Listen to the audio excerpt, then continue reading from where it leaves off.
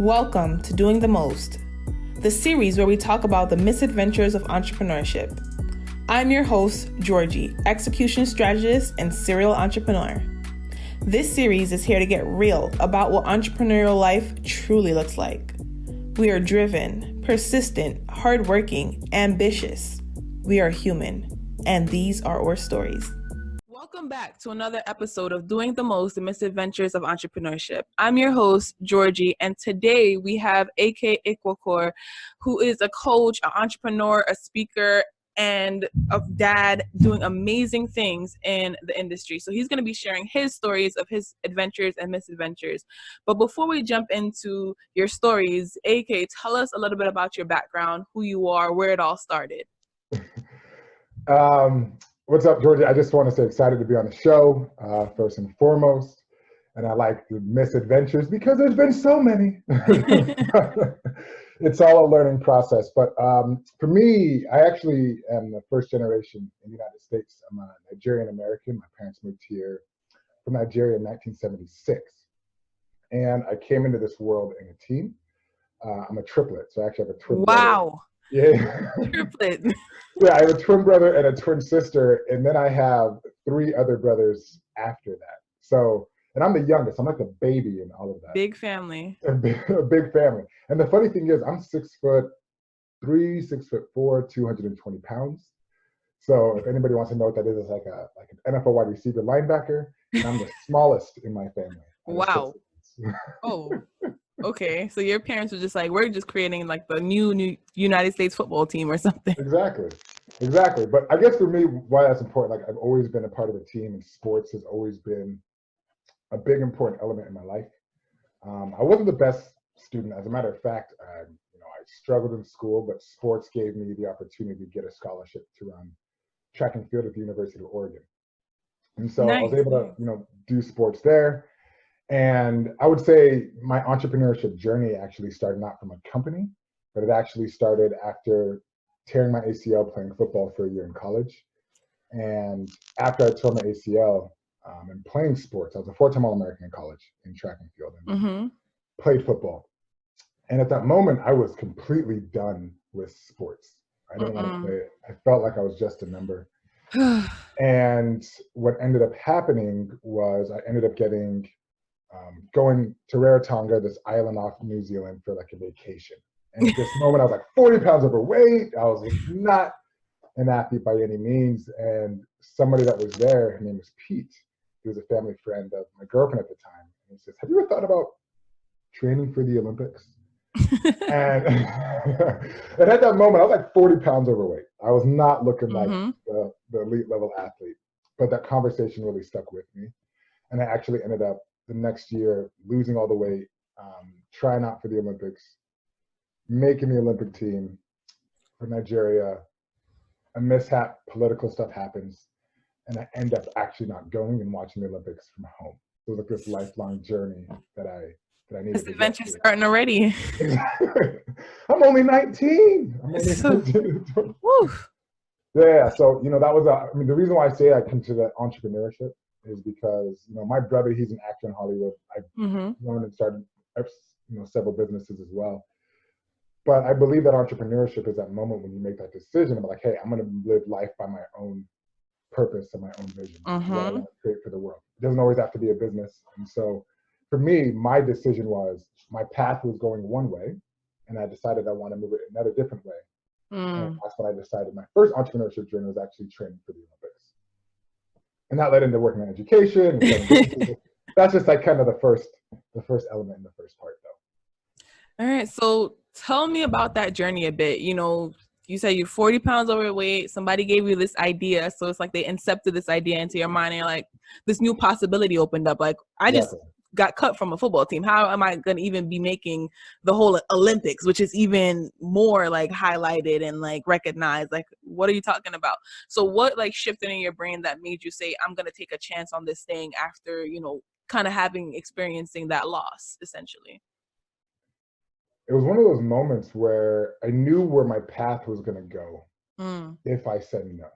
I was going to move to this small town, be a profession I didn't really want to be. And I realized I didn't want that to be the path of my life. And it came to that moment where I made that decision. I was like, hey, yeah, I'm gonna train. There's only one opportunity. And when that kind of switched in my head, I had this athlete mindset, like, if I'm gonna do it, I'm gonna do it. And so I literally was going into 6 hours a day, 3 hours a day of training and 3 hours a day of recovery and rehabilitation. Wow. And that was for like a year of doing that. So I lost it, got to the smallest I've ever been, and I also ran the fastest times I've ever done that year as well. Was it easy? No, I think for the most part it was, how do you stay consistent even when things are hard? Yeah. Right? And every single day I'd be waking up and like, I only got two options. It's either I'm going to quit or I'm going to keep on going. And to be honest, some days I said I'm going to quit.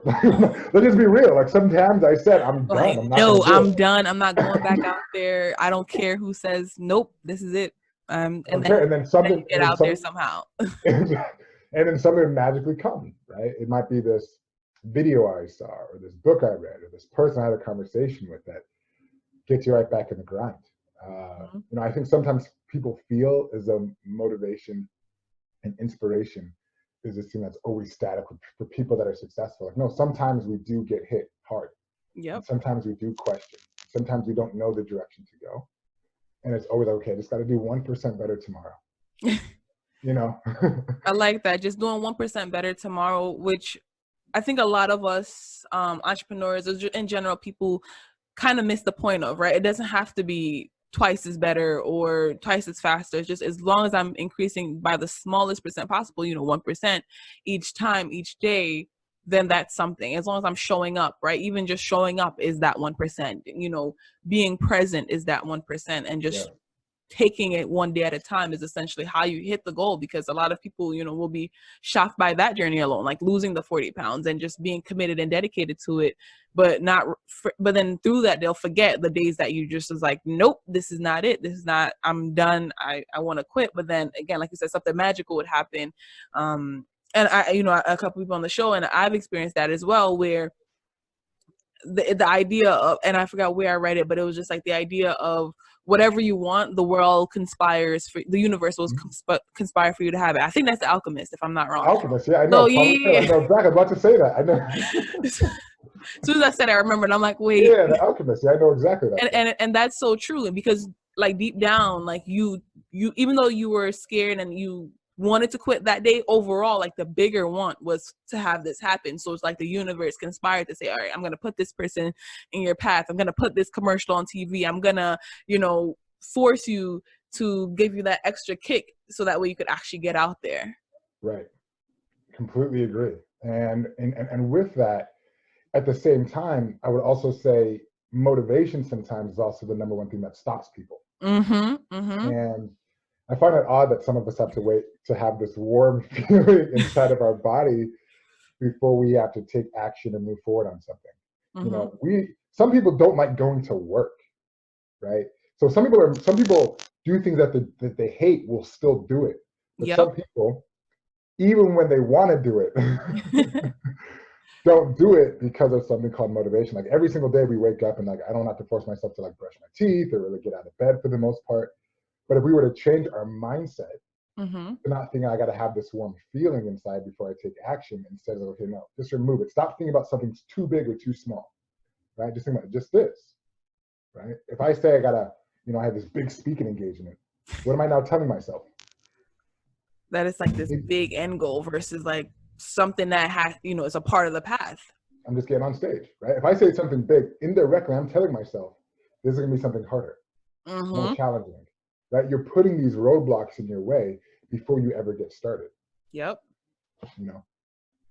And then I like what you just said about like motivation is sometimes the biggest blocker. I know when I was doing more so in-person events with my previous startup, people left, they were like super motivated, super excited, but then they failed to take action because that, like you said, that warm feeling that you get from the motivation sometimes like stops you from actually taking action, because that feeling makes you feel like you've already gotten it, right? And I know, coming from a Nigerian background, you've heard various sayings that just mean the same thing of like, don't count your eggs, before they hatch. Like, don't get ahead of yourself, because a lot of people do that. They'll see, you know, they'll get excited about an idea, or they feel motivated to do something, and then they'll go on social and then see other people doing it. And that also, you know, has been a big blocker for folks. When they see other people doing it in their head, for some reason, they feel like they're living that person's life, right? People watch Yeah. reality TV because it's like, oh, and then mentally they build these relationships and bonds with these things and people, and they feel like that's also their life and that's a part of their life, when it's actually not.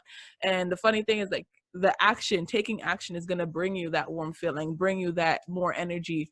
And sometimes taking action comes from a place of, I don't really want to do this, but I know what I want and I know what path I want to be on. So I'm just going to do this thing, see what happens, do it scared, not with like a solid plan in hand, but just knowing that in order for me to get going, I just have to start somewhere, and not like sitting in the motivation, like happiness bubble, which I see too many people do too often. They just sit there like, yes, I'm excited. What are you going to do with that excitement? Like, how are you going to change that into actionable things for you to get done?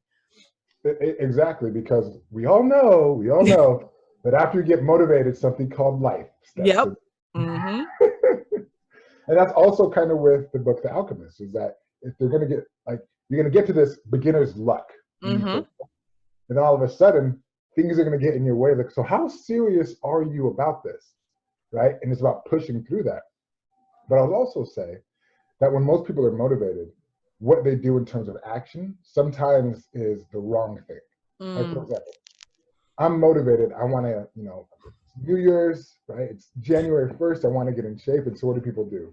They go out and they start running, or they might start doing push-ups.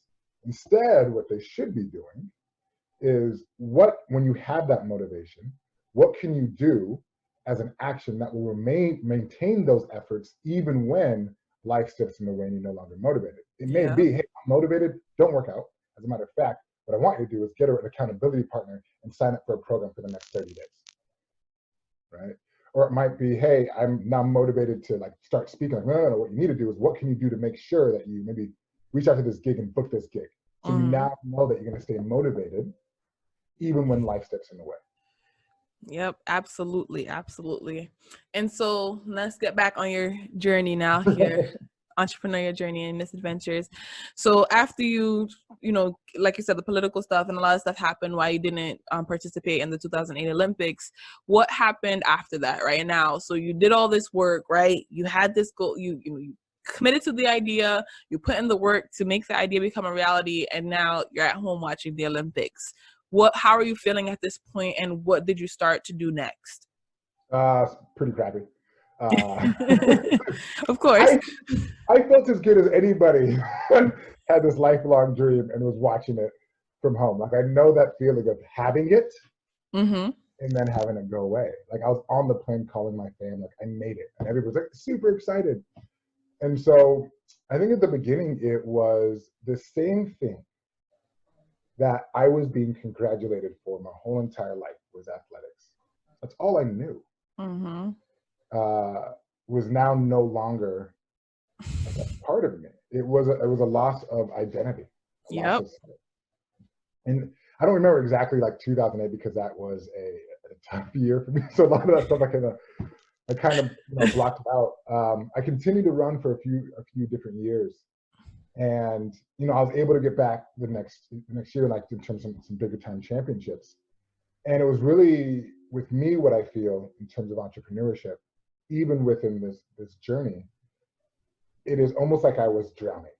The metaphor. I was drowning, and like I didn't know what to do, so I'd be trying to reach for this plank, and I'd get up and I'd be floating on this ocean, right? And then also I feel I can breathe again, and all of a sudden, the plank would break, and I'd fall back down and start swimming again. So this like cycle. It was a cycle. What I didn't realize that was happening, as I was still trying to find my direction, even though it was all over the place, I was still building tiny little muscles through the process. Right? And as I was, building those tiny little muscles, and I was able to find that plank, I was able to find that thing, when I was able to hold on, I realized that I wasn't in a bad place as much as I thought I was. And it took that rock bottom moment to realize it was no longer about excuses. There was a lot of self-reflection, And when I look back on it, the reason why I find this Olympic story, and there's been 3 times I've hit rock bottom like this. That was Rock not bottom even, is fun. that wasn't even the worst one. But when it came down to it, what I realized at the end of the day was I have friends that made the Olympics. And for example, my co-founder of one of my companies, he made that Olympics. And he woke up the next day and he was expecting that the whole world was going to be different. He woke up like, oh, no. I got the Olympics, now what? Life was the same. And so what did he do? He's like, you know what I need? I need a second Olympics. So he trained again, got the 2012 Olympics, woke up, life is still the same. Mm-hmm. And it's that day after effect, right? We're always in this journey with this entrepreneurship journey. We're always chasing for something. And then we get there, we wake up and realize, oh, I still feel the same. I still move the It's same. like what next now? And also like a little bit of what next? Like this is what I was like crazy about. Like I want more. Like there's more to it. Right. But through all of that, it came to be one of the biggest life lessons I took away from that was by me making the Olympics in some ways, that would have became my identity more. Right. And it would have been like, this is what I'm supposed to do. This is my whole life mission, and I did it. But you don't realize a lot of those people that I know that did, it's harder for them to break away from that and find themselves outside of that. Yep. So for me, by not making it, by getting so close, like, well, no. Because what was happening at that same time, I was like, hey, I want to do some work with Nike in some other different ways. And I said, no, the only way I'm going to be able to do this is when I become. The only time I'm going to be able to do this is when I get this. And I was never actually making the moves that I needed to. And so in some ways, it was actually a bigger blocker than it was for me an actual success or achievement. Because I was waiting for this before I do X, Y, Z. Yeah, so it was like holding you back. So some of those things you could have went after and like achieved, but you felt like without this like status, without this like accomplishment, you wouldn't get it. And that happens a lot, especially in like the educational system where it's like, I can't do this if I don't have this type of degree, if I don't have a master's, if I don't have a PhD. And then, you know, sadly, we see a lot of people in debt and then it's still, they don't feel like they've been educated enough. And I felt that before where it's just like, if I don't have this experience, if I didn't do that job, I'm not good enough for X, Y, Z. And then you see this other person coming along and they have none of the prerequisites, none of the experience. And they're like, hey, can I have that? And the company's like, yeah, sure. Here it is. And you're like, why did I get it? Like, well, you never asked. Exactly. You didn't put the asking. You didn't pursue this because you thought you needed all this extra stuff. And for whatever reason, whether it was ignorance or whether it was just like lack of knowing or just being, you know, shooting their shot, the other person got access to that opportunity. And that's why, like, one of my methodologies, like, you always shoot your shot, even if you don't think you're good enough yet or there's ways to go. Like, you just don't know. And if you fail, now you'll still have like an opportunity to revamp that and try again or try a different opportunity. But if you're not trying, then there's nothing to fail at, or there's also nothing to win at. So that's the next side of it that people often forget. Oh, what if I fail? What if I fail? What if you don't? Exactly. And if you do, it is whatever. My brother, he's an actor in Hollywood. I did some acting there as well. And that is an industry that is ruthless, right? Because it is, you are literally going to these auditions every day. And it's not like the business sector where there's like discrimination, like laws. Here is, we are looking for a 6'3" black male that has dreadlocks. Like, if you're white or this, like, we don't want you. Like, they're open about that. And the funny thing is, you will go into that room and you're like, dude, I'm the only one. I did track. I remember a gig I had. I was like, they're looking for a track and field athlete that runs this event and has this build. Like, that is exactly me. I have this. I walk into the room and what do I see? 100 other people that fit that profile. And some people like, that dude looks more legit than I do. Right? But the reason I bring that up is because what are you going to do? You're going to walk away, or are you still going to go into that interview? Exactly. You're still going to put it in. And for them, they don't even tell if you got it or not. It is, you just don't get a phone call back. There's like, hey, I just want to let you know you did a good interview, but we're going to let you know, we don't want you. Like, you just don't know. They may even tell you, hey, amazing audition, the best you've seen. And you get excited, right? But the reason why I bring that up as well is because sometimes we have these boxes or these blocks that we put on ourselves. Oh, it's because of this. My gender, it's because of my race, it's because of this, it's because of that, it's because of my job, or whatever it needs to be. that ends up happening is not even taking that shot to begin with. Yep. And yes, you may have to take the shot. It may have to be double or triple the amount. But by not taking it, you're now just guaranteed you're not going to have that opportunity. Exactly. You disqualified yourself before even taking a chance, because like you said, even with, 100 other guys like meeting the same description and same criteria as you, and some other folks might, like you said, look even more legit, they might just like your vibe, your aura, and you're the one that gets the call back. But if you walk into the room and like, oh, everyone's here is better than me and I don't think I have a shot, and then leave the room, you'd never know what could have happened, what should have happened. And just, again, you disqualify yourself even before starting in the race. Like, too often I see people do that. Oh, there's enough companies in that industry. There's enough startups in that field. That other startup got $1 million. But your idea is unique to you. Your business plan is unique to you. But the way you're going to execute it is going to be completely different from how somebody's executing the same idea, the same industry, the same whatever you have. But you have to try, and then if it doesn't work, it's always a lesson. But if it does, you wouldn't have known because you just didn't even go out there and take the effort to see what happens. But that also goes to a piece about how we are defining our success.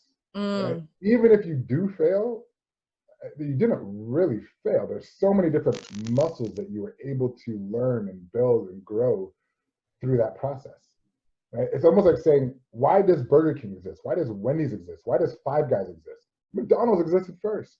Exactly. Right. And so for you, if those people are like, well, there's already this company out there, like, okay, maybe you're just doing this for your own personal development, but those companies still started off with an idea as well. Right? And then like going on that example that you're giving, that's one of the reasons why I started this show here, like doing the most of Misadventures, because a lot of folks would just assume that it's, we were seeing like this whole stigma around like the overnight success. Like we'd hear these big speakers come on and talk about their journey, and it would mostly be the nice parts about it, right? It'll mostly be the shining stuff, the wins. And I'm just like, there's no way you're winning that consistently. And, for whatever press reasons or public speaking, like people just, they'll tell one of the like really hard, tough stories and forget to tell all the other 102 tough stories. And even if they had like 14 amazing stories, it's like, I'll tell one tough story and then 14 amazing ones that came out of that tough one, forgetting to tell the other 150 tough ones that really gave you those 14 wins. And then people's ideas of what it looked like to be an entrepreneur, or just, a person in like this modern world that we existed in, where technology is moving at a mile a minute. And, how are we not more aware of, no, this person didn't win like that. It was like 8 years of misses before they finally got into that one thing that actually worked, and then they replicated that one thing, and then other people sold their idea, but then they still came back and they still bounced back and they figured it out. So that has like been a big blocker and a big thing where people don't realize like the true story behind it, and then they feel like, okay, if I have more failures than successes, that means I am not successful, which is not true.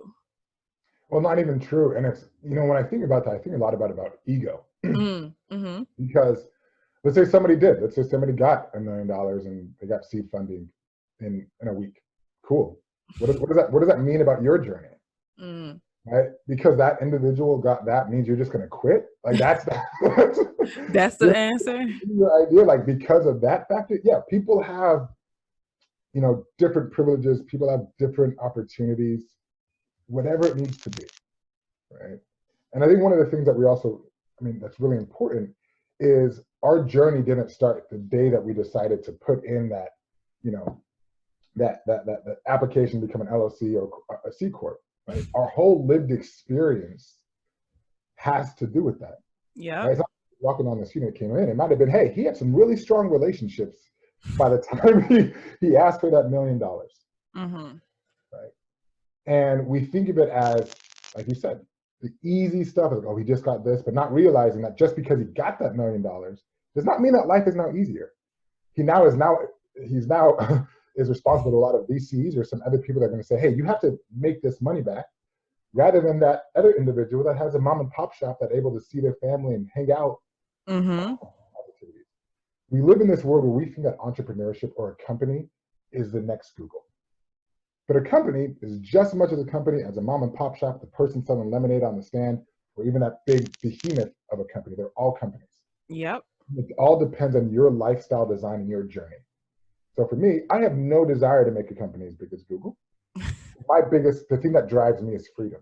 I like the ability to do multiple different things. I've learned so much from the company that I consulted with and started with that I'm able to, been for 6 years, been able to work from my phone. Yep. That is my lifestyle design. So if somebody says, hey, AK, I'm going to pay you $10 million to work in an office every single day, I'm like, no, I do not want that at all. That is not part of my lifestyle design. My lifestyle design is my ability to do this from all parts of the world. And I've been lucky to be able to do that. That's great. And I love that you're looking at it that way. So I want to start shifting gears into the second part of the conversation and talk about we're going to talk about your biggest entrepreneurial misadventure. And then we're going to start talking about your current company that you're working on, Elete. So tell me, out of all these things that have happened, what would you define as like, and we've heard a little bit of the misadventure so far, but what would you define as like one of the biggest misadventures that happened as an entrepreneur? Okay. So the reason why the story of the Olympics is important is because in 2016, Olympic year, I was going back to say, I'm going to do and try this Olympics. And at the same time, I started this company called Empower to Play. And we were doing sports diplomacy with the US government, and we're going to use VR technology to connect the world. And this particular project was going to happen in Cicely, Haiti. And we were going to do this sports diplomacy camp. And so in my mind, I was like, my whole world is going to change. I'm going to win this ESPY, my whole thing, right? This chasing. But I had to make a decision between one or the other, either the Olympics or the sports diplomacy initiative with the US government. I decided to pick the sports diplomacy initiative. So that also meant I was saying goodbye to what? My Olympic opportunities. Yep. And so when you're going through the preparation with my team, everything was going well. And then when we got on the ground a week before the event, some things just weren't happening the way that we wanted it to. So for example, in preparation, everybody was speaking English in preparation, but when we got there, everybody spoke French. I don't speak French. The funny thing is I only speak one language, and I speak that at 90%, and that's English, right? Like I'm barely good at the one I got. Exactly. Simple words. Like I'm the one that I'm trying to write a text message and I can't find the right word to use. Like, oh, it's amazing, it's exuberant. I was like, oh, today's good, right? Besides that, I just went off tangent there. But the reason why it's important, so things weren't working as well as we wanted it to. And like the last moment, the night before the event, we were supposed to have these sponsors that were supposed to give us these funds, and they pulled out, and we get this phone call that's saying you have to come up with this amount of money by tomorrow, or X, Y, and Z is going to happen. It's going to be the safety of you getting out of the country. It's going to be about your relationship, the U.S. Embassy, and the ambassador coming the very next day. And I'm sitting there in dead of night as my team is sitting next to me sleeping, as they have no idea what's happening, getting ready for tomorrow. And at that moment, I get a FaceTime call from my daughter. And she was 3 years old at that time. And she was super excited. She's like, Daddy, guess what? I'm like, what? Like, what? And she said, I drew your picture. And the picture was of me and her holding hands. Aww. Right. And at that moment, I realized like she does not care for any of this. And it was at that moment that I realized, and this kind of goes with, a lot of the stuff that I talk about now is this thing about unbranding is, at that moment, she made me realize I'm not just an entrepreneur, I'm not just an athlete, but I'm also a father. Mm-hmm. And, as we are going through this entrepreneurship journey, it is these labels that we put around ourselves that says who and what we're supposed to be. And I believe this is actually the number one problem facing the world today, is these boxes that we put in around ourselves. Meaning, I'm just a CEO of this company. Like, yeah, then what happens when that company goes down? What happens to your identity? Mm-hmm. What happens to you when you're an athlete and you're no longer an athlete? What happens to you when you put these labels around you, or we'll say this, political time, Republican, Democrat, Black, white, whatever it needs to be, not realizing that we have multiple different layers that make us who we are. Yep. Now, why is this important regarding entrepreneurship, success, lifestyle? I'm lucky to travel all around the world and meet with amazing people. And I do this exercise where I help people identify the multiple different layers that makes them who they are, as well as understanding the main driving factors. And for most people, their work, their profession doesn't even come in the top 50% of the things that are important to them. It's usually family, mottos, beliefs, whatever it needs to be. Now, when we look at success in the world today, we identify success based on what we do between the hours of 9 to 5. Right? You look at Steve Jobs, successful, but if you look at the outside of his life and all that other stuff, maybe not so much. But for me, I could judge him and say, well, he's not successful in his other areas, but maybe to him in his lifestyle design, maybe family wasn't in there for him. Maybe his number one was success.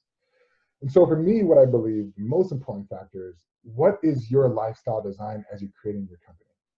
Identify what is it that's actually important to you, and make sure that you're scheduling that into your day, because otherwise it will get lost and you realize that you may have gotten to this point in whatever journey you're trying to get to, but realizing that you actually got lost along the way.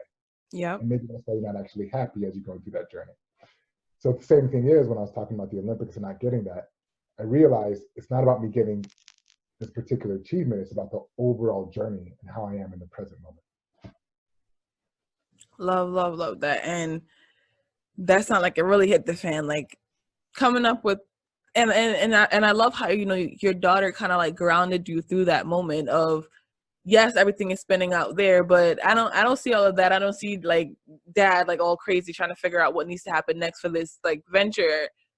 I just want to hold your hand. Like, I just want to, you know, have time with you, and then just kind of grounding and saying like, what really matters here? What is the most important thing? If I had one day left, like, how would I spend that day? And just realizing that no matter how much money you have, what venture you're doing, and like you said, just really figuring out what your overall lifestyle is and what it looks like. Because I think a lot of people just see certain lifestyles and they make assumptions about it, right? You know, you'll go on social media and you see like the Kardashians living a lifestyle. You see, you know, Mark Zuckerberg living his lifestyle, Oprah's lifestyle, and then they just compare, you know, the rappers, the sports athletes, whoever, or even somebody in your family, and then you're just like, oh wow, these pictures are so amazing, their life is perfect, or oh wow, they have so much money, their life is perfect. But in reality, it's like, turn off the cameras, turn off the videos. It's crazy. And they are, you know, they're on the other end looking at your social media like, wow, their life is so peaceful. I wish I had that life. And you're here worried about having that other person's life. So I think really narrowing that down is very key and essential. So tell me a little bit now about Elete and like why you started that brand. So it's like clothing, customized clothing for athletes, correct? Yeah, so I do a lot of different things. One of them is Elete. We do professional attire for athletes and working professionals. But at the end of the day, we believe that fashion of the future isn't wearing other people's brands, but rather your own. So it still fits under the kind of like the unbrand. Is like, you create your styles. Why does it have to be a Calvin Klein? Why does it have to be something else? Like, I'm wearing something that's 100% me that I created. Oh, that shirt too right now? Yeah. I mean, everything I have, everything I wear. Oh, okay. Clothes, jackets. Like, you can actually work and actually create your own style that represents you. We want to move to a model where you can actually make your own and sell your own, right? Because we want it to be, it's like, hey, if you're wearing you, nobody in the world has what I'm wearing. This represents me, and it's a sense of confidence when you can walk into the room. In addition, I do a lot of like strategy consulting as well. So I'm a strategy consultant for a company called The Human Side. We really look, especially in this digital age, how does it look to be human in the workplace? And so we find ways about how do we build connections, how do we do leadership development. We're doing work with companies literally all around the world, with Google, with Grubhub, all these different companies, about how do we actually help people be more connected and also be the best they can in human development wise. And then also do a lot of speaking and like speaking training as well. Awesome, cool. And I like that. How can we be more human centered, right? Like, and to even just think of that sounds like weird, like just hearing that, like, wait, so humans aren't being humans, so what are we being? What's happening here? Like that just Robot. That feels we are robots, you know, you clock in, you clock out, this needs to happen. It's the same procedures every day. People are doing things that they literally hate every day, and it doesn't add up or make sense. And there's various reasons why people are doing these things, but at the end of the day, like, how do you stay yourself or learn how to become yourself or refine yourself and define yourself and who you are and what kind of life you want to live versus just punching in, punching out. Like, how can you have that? What more meaning does that have behind it? Because we know, you know, a lot of like anxiety, depression, suicide has been happening. And though that's the cause of that, you know, people have a set goal, and then, you know, you'll see like the super successful folks that we assume are like rich and happy, and they're the ones that are now in rehab and, you know, drug rehabilitation and stuff like that. And you're wondering like, what? You have everything, I have nothing. If only I had that money, if only I had those cards. Like, we hear these stories all the time, and realizing that, you know, not because you might have it all material wise means that you have it all internally. And again, your life might look to somebody as like that golden, like the epitome of existence, and you're looking at their life like, if only I had all these things that they have. Yeah, I mean, to touch on that, you know, the hardest person to be, like, in a world that everybody's telling you who and what to be, the hardest person to be in the whole entire world is ourselves. Yep. Right. And the more we are away from ourselves, the more that we are away from our own flow. Right. I'm very much into consciousness. I'm very much into just flow and spirituality. And if we're living to the demands and the expectations of others, we'll never actually be able to be aligned within ourselves. Yep. Awesome. Thank you. So we have come to the end of our interview. So thank you so much, AK, for being here. And as usual, I would love for you to share just one tip, some homework, a piece of advice that you want to leave the audience with. So if they got nothing from this interview, which there was a bunch of gems, so I hope they didn't get nothing, but, you know, one thing that you definitely want everyone to remember or to do, you know, give them some homework, some tasks to take home and actually implement in their lives. What would that be? I would say take some time for some self-reflection of understanding your own lifestyle design. You know, we only have this one life to live. And to be honest, tomorrow is not guaranteed. It isn't. As a matter of fact, 5 minutes isn't guaranteed. True. So to take that moment, even within that, whatever goal you have, take some time to take that why steps, like 5 layers deep. I want to get this, you know, company to do X, Y, and Z. Why? What would that do for you? Cool. Why? What will that do for you? And at the end of the day, you might realize you might already have it. So my goal for, you know, everybody is, one, identify your lifestyle design, right? Start living the life that you have. Try to find your way in flow. And the next part is actually just find people around you that can also keep you on that flow. So that's why I say mentors, people that can understand where you're coming from. But overall, it's that flow and also understand your own lifestyle design and what makes you who you are. Thank you so much for that, AK. Guys, his information will be in the show notes in the comment section. Definitely check out AK and his work. And thank you so much for being here with us on this episode of Doing the Most, the Misadventures of Entrepreneurship. Thank you for having me. Much appreciated. Enjoy the conversation. Thank you.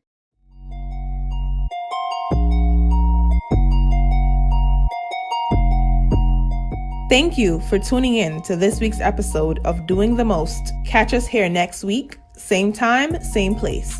If you can't wait, head on over to doingthemost.xyz to stay connected. Until next time, keep on doing.